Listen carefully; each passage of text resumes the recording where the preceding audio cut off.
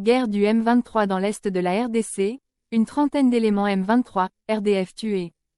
Dans son intervention lors de la 7e réunion du Conseil des ministres tenue vendredi 26 juillet 2024, le vice-premier ministre, ministre de la Défense et ancien combattant Guy Kabombo Mwadianvita a passé en revue la situation opérationnelle et sécuritaire, particulièrement dans la partie est du pays.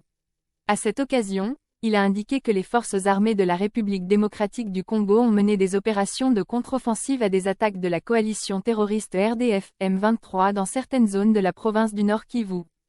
C'est le cas dans la localité de Kimoka et sur le mont Bukara en territoire de Massissi où, entre le 18 et le 20 juillet 2024, 15 éléments M23, RDF ont été neutralisés et leurs attaques ont été systématiquement repoussées. À la hauteur du mont Busakara, une autre attaque M23, RDF a été déjouée par l'unité d'élite de nos vaillants FARDC qui ont, au passage, neutralisé 15 autres terroristes M23, RDF et blessé plus de 10 de leurs éléments, rapporte le compte-rendu de la réunion lu par le porte-parole du gouvernement Patrick Muyaya.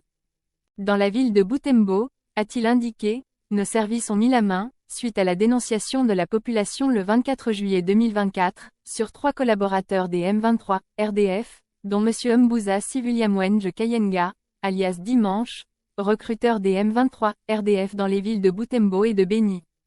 Les forces armées de la République démocratique du Congo ont aussi poursuivi leurs opérations de traque face à l'extrémisme des ADF-MTM dans certains coins des territoires de Mambasa et d'Irumu en Ituri ainsi qu'en territoire de Beni où précisément elles ont capturé 9 terroristes avec une bombe artisanale. Tout comme à l'Est, les actions de nos forces de défense et de sécurité contre les insurgés Mobondo pour le rétablissement de la paix dans l'ex-Grand Bandundu ne désemplissent pas, ajoute le compte-rendu de la réunion.